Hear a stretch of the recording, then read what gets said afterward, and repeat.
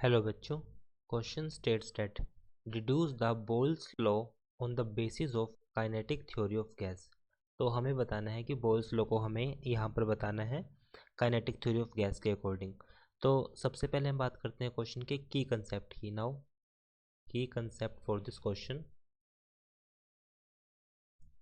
तो balls law क्या होता है, सबसे पहले हम समझते हैं बोल्स लॉ।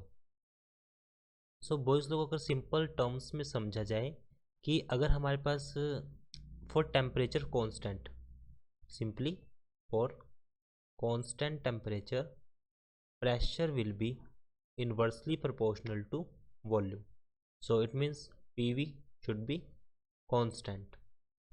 तो ये हमारे पास होता है Boyle's law. So Boyle's law according to kinetic theory of gas. अगर मैं काइनेटिक थ्योरी ऑफ गैस को स्टार्ट करूं, we know according to kinetic theory of gas that is KTG, जो प्रेशर होगा, pressure will be equal to 1/3 rho v bar square. Rho हमारे पास density है, we बार हमारे पास है मीन जो स्पीड होगी हमारे पास, मीन या फिर हम एवरेज बोल सकते हैं, average velocity of molecules. So अगर मैं डेंसिटी को टर्म्स में लिखूँ, density P equals to 1/3, density मतलब मास बाय वॉल्यूम हो जाएगा, इनटू मास बाय वॉल्यूम, और साथ में हमारे पास आएगा 1/3 mass by volume, and this is v bar square. ये हमारे पास आ गया प्रेशर। सो यहाँ से वी बार हमारे पास वी स्क्वेयर क्या होगा, v square will be constant, v square bar जो होगा हमारे पास कांस्टेंट रहेगा। सो फ्रॉम द अबव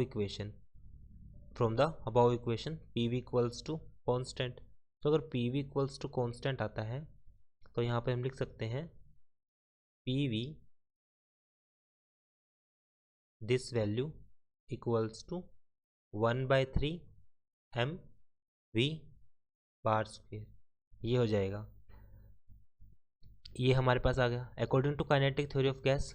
जो हमारे पास वी बार है वो डायरेक्टली प्रोपोर्शनल होगा टेम्परेचर के, ये हमें पता है। We know v bar square is directly proportional to temperature. In case of temperature of the gas, in case temperature of gas is kept constant, so V bar square is directly proportional to T, क्योंकि हमारे पास gases के case में जो temperature है हमने उसको क्या suppose किया है, कांस्टेंट सपोज किया है। अगर इसको सपोज किया तो इसको हम कांस्टेंट सपोज करेंगे, तो यहाँ से 1/3 m तो पहले से ही कांस्टेंट है, बिकॉज m हमारे पास क्या है, मास, दैट इज कांस्टेंट। तो यहाँ से जो PV की वैल्यू होगी हमारे पास वो कितनी हो जाएगी, वो हो जाएगी हमारे पास कांस्टेंट। सो ये हमने बोल्स लॉ को प्रूव किया, Boyle's law that is P is inversely proportional to volume. So it is proof of Boyle's law. I hope solution is understandable. Thank you.